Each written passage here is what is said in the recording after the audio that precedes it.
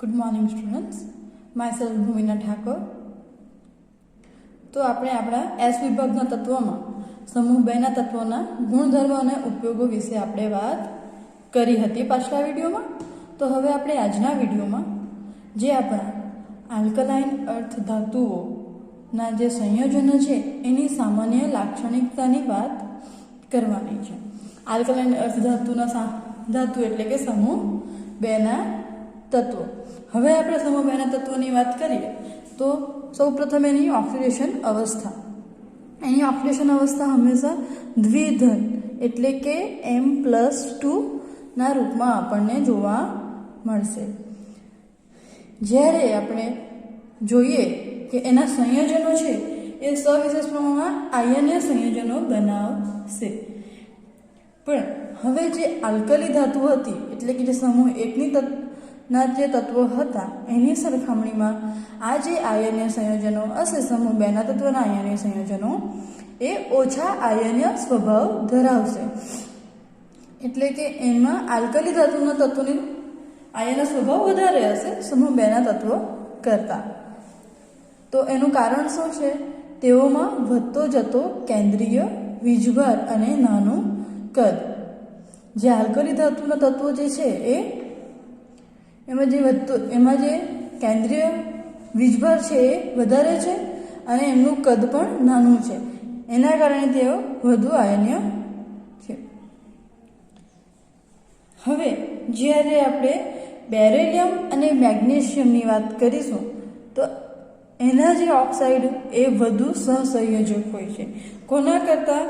જે એ સમૂહના બીજા તત્વો છે એટલે કે ભારે અને મોટા કદના જે તત્વો છે તેના કરતાં આ સંયોજનો વધુ સહસંયોજક છે. કોના? બેરિલિયમ અને મેગ્નેશિયમના ઓક્સાઇડ. હવે તો આપણે આ તત્વ સંયોજનોમાં સૌપ્રથમ લાક્ષણિકતામાં વાત કરવાની છે ઓક્સાઇડ અને હાઇડ્રોક્સાઇડની. એટલે કે આપણા સમૂહ 2 ના તત્વોના જે પણ ઓક્સાઇડ અને હાઇડ્રોક્સાઇડ બને છે એમાં આપણે સૌપ્રથમ વાત કરીએ ઓક્સાઇડની. તો જ્યારે પણ ઓક્સિજનની હાજરીમાં આપણા જે સમૂહ 2 ના જે તત્વો છે, કયા કયા તત્વો છે સમૂહ 2 ના તત્વો? આપણા beryllium, magnesium, calcium, strontium, barium and radium. એટલે જ્યારે પણ આ બધા તત્વો ઓક્સિજનની હાજરીમાં બળશે એને સળગાવીશું ઓક્સિજનની હાજરીમાં તો એ મોનોક્સાઇડ એટલે કે MO. તો M શું છે? કોઈ પણ તત્વ. BO, MgO.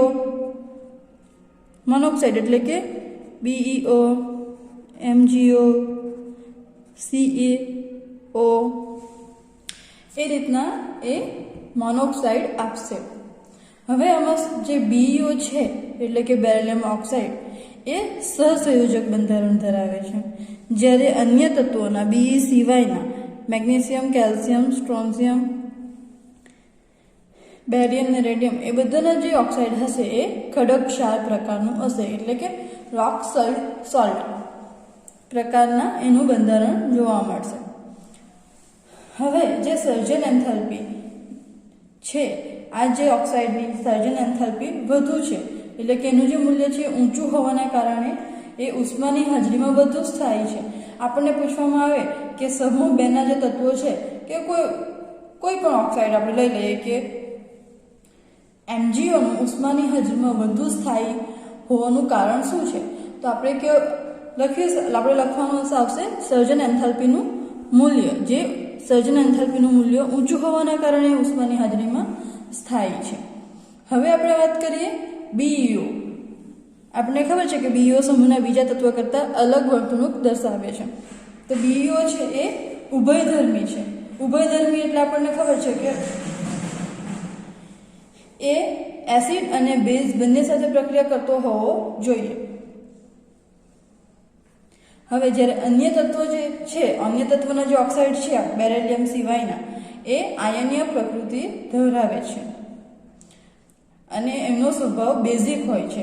જે આપણે જોયું કે બીઈઓ ઉભયધર્મી એટલે કે એસિડ અને બેઝ સાથે પ્રક્રિયા કરે છે, જ્યારે બીઈઓ સિવાય એના સિવાયના જે એમજીઓ, સીઈઓ, એસઆરઓ કે બીએઓ એ બધાના જે ઓક્સાઇડ છે એ બેઝિક સ્વભાવના છે. હવે જ્યારે પણ એનું કારણ શું છે, બેઝિક સ્વભાવના છે, આપણને કઈ રીતના ખબર પડશે? જ્યારે પણ આ બધા ઓક્સાઇડ પાણી સાથે પ્રક્રિયા કરશે ત્યારે આપણને હાઇડ્રોક્સાઇડ સંયોજનો આપશે. આપણે આ પ્રક્રિયા જોઈ શકીએ છીએ. MO અહીંયા આપણે MO ની જગ્યાએ લઈએ MgO plus H2O. It gives શું બનશે આપણને? MgOH twice. એની જગ્યાએ તમે કેલ્શિયમ પણ લઈ શકો કે બીજું કંઈ પણ લઈ શકો એમ. એટલે કે આ જે પ્રકારના ઓક્સાઇડ છે સમૂહ 2 ના એ આપણને પાણી સાથે પ્રક્રિયા કરીને હાઇડ્રોક્સાઇડ આપશે. એ તત્વના જ હાઇડ્રોક્સાઇડ આપશે. તો હવે આપણે વાત કરીએ હાઇડ્રોક્સાઇડ વિશે. ઓક્સાઇડ વિશે વાત થઈ ગઈ. હવે આપણે વાત કરીશું હાઇડ્રોક્સાઇડ વિશે. હવે આપણે સમૂહમાં જેમ MgOH થી નીચે તરફ એટલે કે Mg થી બેરિયમ તરફ ઉપરથી નીચે આવીશું ત્યારે એના પરમાણ્વીય ક્રમાંક વધશે. આપણને ખબર છે Mg નો 12, કેલ્શિયમનો 20, સ્ટ્રોન્શિયમનો 38, બેરિલિયમનો 56 એન્ડ રેડિયમનો 88. તમારે પરમાણુ ક્રમાંક લખવા હોય તો 4, 12, 20, 38, 56 ને 88. આપણે જોઈ શકીએ છીએ કે એ બધાના પરમાણુ ક્રમાંક વધતા જાય છે. જેમ વધશે તેમ તેમની દ્રાવ્યતા એટલે કે પાણીમાં દ્રાવ્યતા, ઉષ્મીય સ્થાયીતા એટલે કે ઉષ્માની હાજરીમાં કેટલા સ્થાયી રહી શકે છે અને બેઝિક સ્વભાવ એ પણ વધશે. જેમ પરમાણુ ક્રમાંક વધશે તેમ શું વધશે? દ્રાવ્યતા, ઉષ્મીય સ્થાયીતા અને બેઝિક સ્વભાવ. હવે જે આપણા આલ્કલી ધાતુઓ ના હાઇડ્રોક્સાઇડ એટલે કે સમૂહ 1 ના હાઇડ્રોક્સાઇડ કરતા આ જે સમૂહ 2 ના હાઇડ્રોક્સાઇડ છે એ ઓછા બેઝિક અને ઓછા સ્થાયી છે. એટલે વાત પાછી એ જ આવી કે આલ્કલી ધાતુઓના હાઇડ્રોક્સાઇડ વધુ સ્થાયી અને વધુ બેઝિક છે. હવે આપણે વાત કરીએ આ સમૂહના BeOH2. આપણે અહીંયા જોયું કે BeO જે હતું ઓક્સાઇડમાં એ ઉભયધર્મી હતું. તો અહીંયા જે BeOH છે એ પણ ઉભયધર્મી છે. કારણ કે એ એસિડ અને બેઝ બંને સાથે પ્રક્રિયા કરે છે. એના માટે આપણને એક પ્રક્રિયા આપવામાં આવી છે. જોઈશું આપણે કે જ્યારે પણ BeOH2 બેરિલિયમ હાઇડ્રોક્સાઇડ બીજા એક હાઇડ્રોક્સાઇડ એટલે કે OH બેઝ સાથે પ્રક્રિયા કરશે ત્યારે આપણને શું મળશે? BeOH4 -2. OH ના મોલ વધ્યા, OH ઉમેરાશે OH4. હવે તો આ જે આયન મળે છે એને શું કહીશું? બેરિલેટ આયન.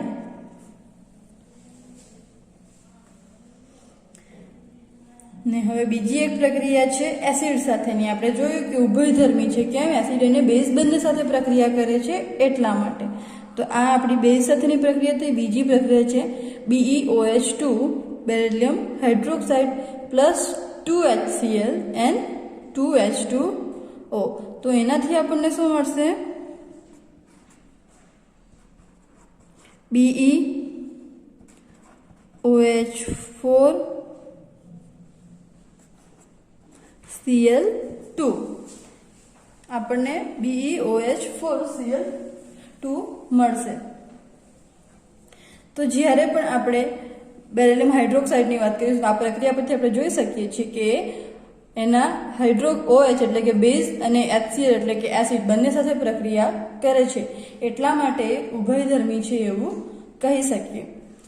હવે આપણે એના ઓક્સાઇડ અને હાઇડ્રોક્સાઇડની વાત થઈ ગઈ. હવે આપણે એના હેલાઇડ સંયોજનોની વાત કરવાની છે. તો પહેલા તો આપણે જાણીએ છીએ કે બેરિલિયમ એ એના સમૂહના બીજા તત્વો કરતાં અલગ છે. એટલે જે બેરિલિયમ હેલાઇડ છે એ એનું સહસંયોજક બંધારણ ધરાવે છે. અને અન્ય જે ધાતુઓ છે કઈ મેગ્નેશિયમ, કેલ્શિયમ, સ્ટ્રોન્શિયમ, બેરિયમ અને રેડિયમ એ બધાના જે હેલાઇડ છે એ આયનીય પ્રકૃતિ દર્શાવે છે. હવે આના જે બધા સમૂહ 2ના જે બધા જ તત્વો છે એના હેલાઇડ માત્ર ને માત્ર કાર્બનિક દ્રાવકોમાં દ્રાવ્ય છે.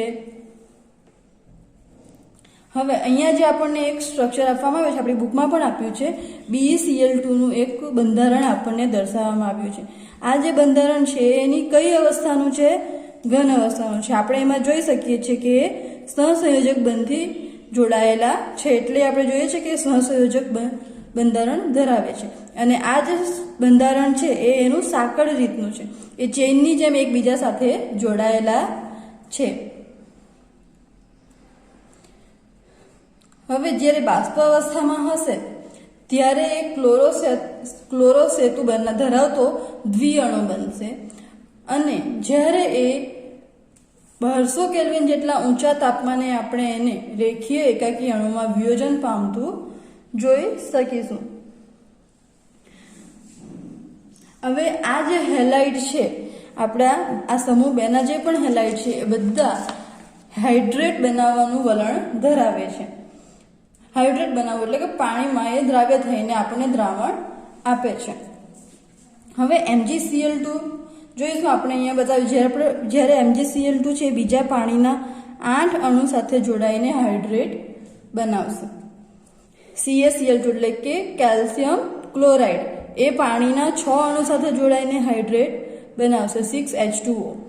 SrCl2 એટલે સ્ટ્રોન્શિયમ ક્લોરાઇડ એ પણ પાણીના 6 અણુ સાથે જોડાશે. અને બેરિયમ ક્લોરાઇડ એ પણ 2 અણુ સાથે જોડાશે. તો આપણે આ 4 ઉદાહરણ પરથી શું જોઈ શકીએ છીએ કે જેમ સમૂહમાં ઉપરથી નીચે તરફ આવીએ છીએ તેમ એનું હાઇડ્રેટ બનાવવાનું વલણ ઘટે છે. શરૂઆતમાં જે MgCl2 હતું એ પાણીના 8 અણુઓ સાથે જોડાતો હતો, પણ નીચે તરફ આવતા બેરિયમ ક્લોરાઇડ એ માત્ર 2 પાણીના અણુઓ સાથે જોડાય છે. તો એનાથી આપણે કહી શકીએ કે જેમ ઉપરથી નીચે આવીશું સમૂહમાં તેમ એનું હાઇડ્રેટ બનાવવાનું જે વલણ છે એ ઘટે છે. હવે વાત કરીએ નિર્જલીકરણનું. નિર્જલીકરણ એટલે કે કોઈ પણ સંયોજનમાંથી પાણીનું દૂર થવું. સંયોજન તેવુંનું તેવું રહેશે, એનું બંધારણ તેવું જ રહેશે, ખાલી પાણી દૂર થશે. આપણે જે હાઇડ્રેટ સંયોજનો જોયા એમાં ખાલી પાણી જ માત્ર દૂર થશે, સંયોજન તેવું જ રહેશે. તો એના માટે કયા છે આપણા કેલ્શિયમ, સ્ટ્રોન્શિયમ અને બેરિયમ જે છે એ જે જળયુક્ત એના કોઈ પણ હેલાઇડ ક્લોરાઇડ હશે, બ્રોમાઇડ હશે કે આયોડાઇડ હશે, જેવું આપણે એને ગરમ કરીશું તેમાંથી માત્ર પાણીના જે અણુઓ છે એ દૂર થશે. જ્યારે ઉપરના એટલે કે બેરિલિયમ અને મેગ્નેશિયમના જે જળયુક્ત હેલાઇડ હશે એને ગરમ કરતા એ જળ વિભાજન પામશે, એનું નિર્જલીકરણ થશે નહીં.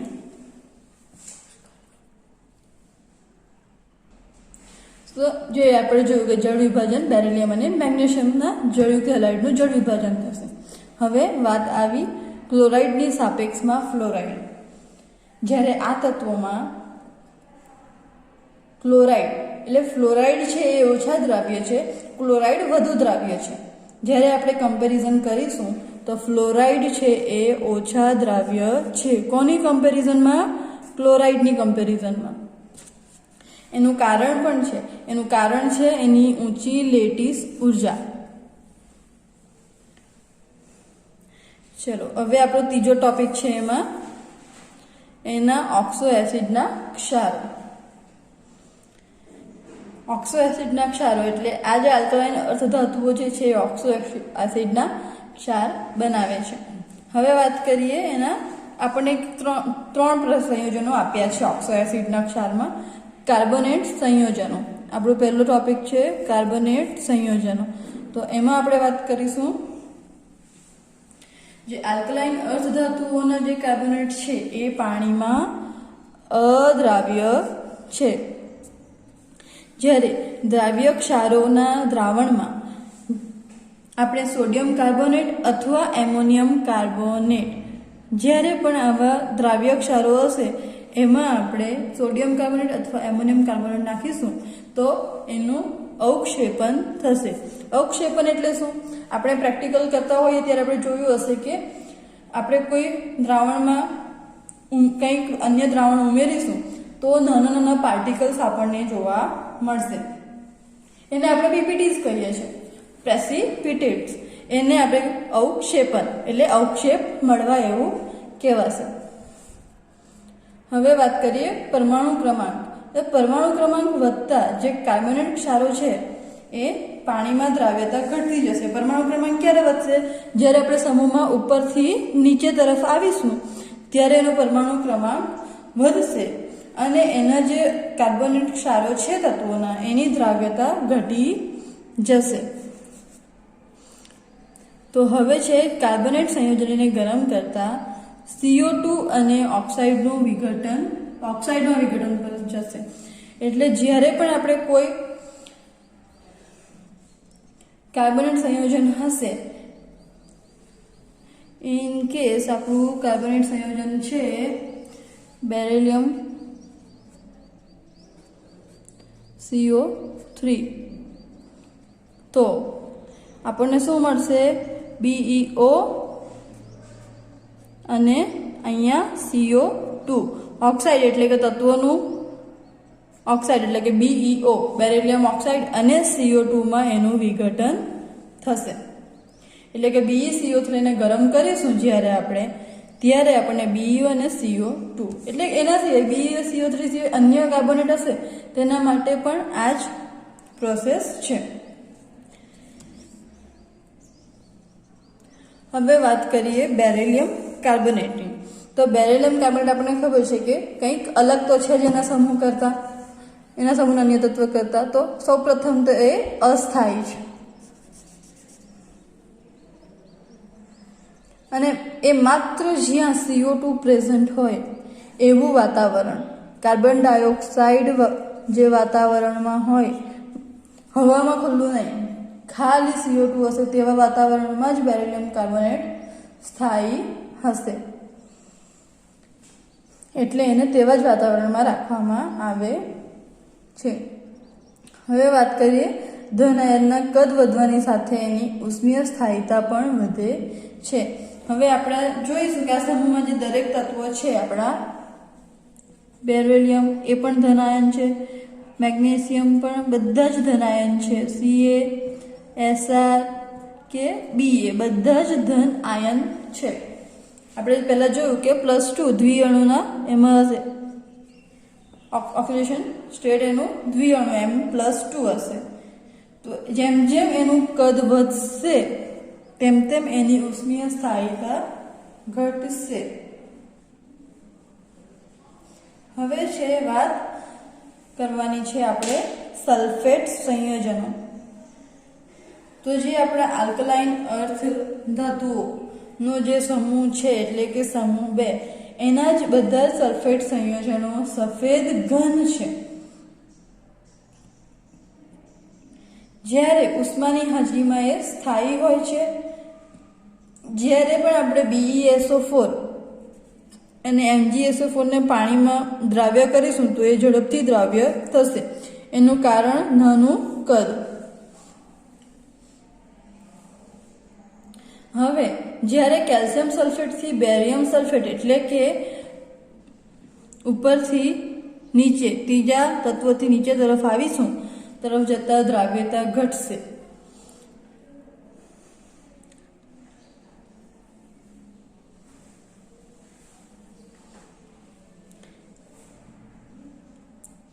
હવે વાત કરીશું નાઇટ્રેટની.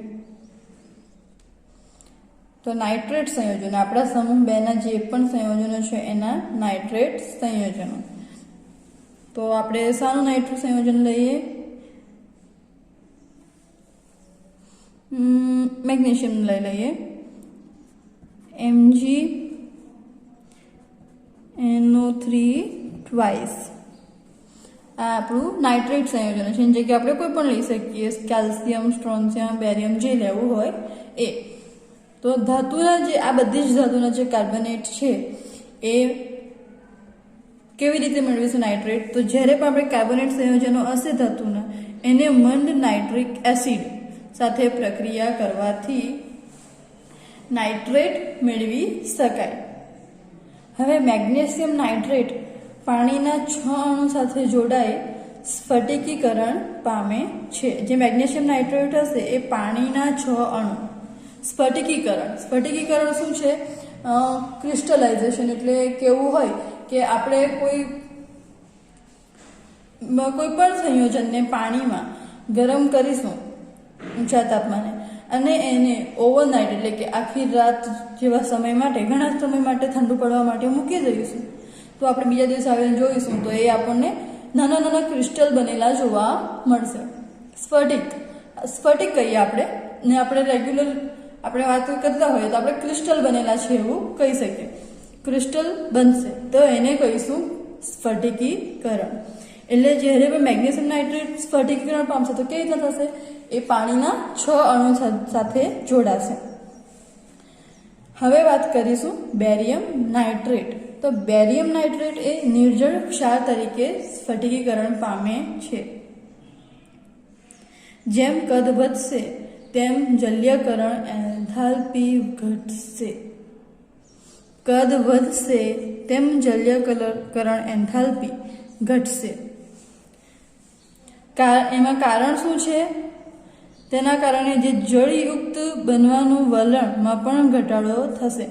જલ્યકરણ એન્થાલ્પી ઘટશે એટલે કે હાઇડ્રેટ બનાવવાનું જે વલણ છે એમાં પણ ઘટાડો જોવા મળશે. એ આપણે આગળ જોઈ ગયા કે જેમ આપણે સમૂહ ઉપરથી નીચે આવીશું તેમ હાઇડ્રેટ્સ વલણ ઓછું બનશે. આપણે વાત કરી હેલાઇડ સંયોજનમાં તે પ્રમાણે. હવે વાત કરીશું છેલ્લી સમૂહ 2 ના બધા જ ધાતુના નાઇટ્રેટ સંયોજનને ગરમ કરતા. આપણે જ્યારે લિથિયમ નાઇટ્રેટની વાત કરી તો આપણે જ્યારે એને ગરમ કરી ત્યારે વિઘટન પામીને ઓક્સાઇડ આપતું હતું. તો તે જ રીતે લિથિયમ આપણું સમૂહ 1 નું તત્વ હતું. તો જ્યારે સમૂહ 2 નું જે તત્વ છે બધા જ એને પણ જે ધાતુના નાઇટ્રેટ છે બધા એને પણ જ્યારે આપણે ગરમ કરીશું તો વિઘટન પામશે. કઈ રીતે? 2m ની જગ્યાએ આપણે કોઈ પણ આપણો ધાતુ તત્વ લઈ શકીએ.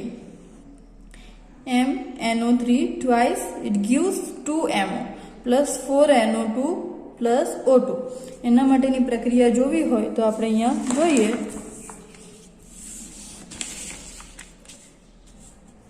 આપણે MgNO3 ની વાત કરીશું તો એ જ લઈ લઈએ. 2MgNO3 twice.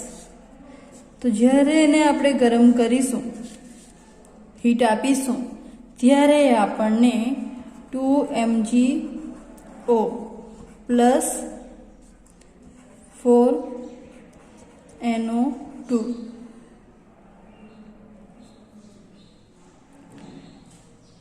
4N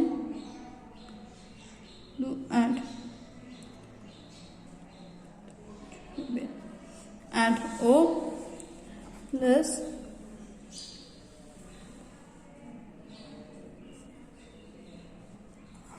O2 મળશે.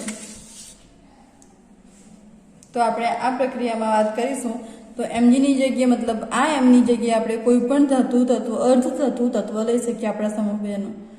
બેરિલિયમ, Mg એટલે કે મેગ્નેશિયમ, કેલ્શિયમ, સ્ટ્રોન્શિયમ હોય કે બેરિયમ, એની જગ્યાએ કોઈ પણ Mની જગ્યાએ આપણે કોઈ પણ એક લઈ શકીએ. સો આપણે આજના વિડીયોમાં આટલી જ વાત કરીશું. આગળના વિડીયોમાં આપણે બેરિલિયમ જે અનિયમિત વર્તણૂક કેમ દર્શાવે છે અને કેલ્શિયમના અન્ય સંયોજનો વિશે વાત કરીશું.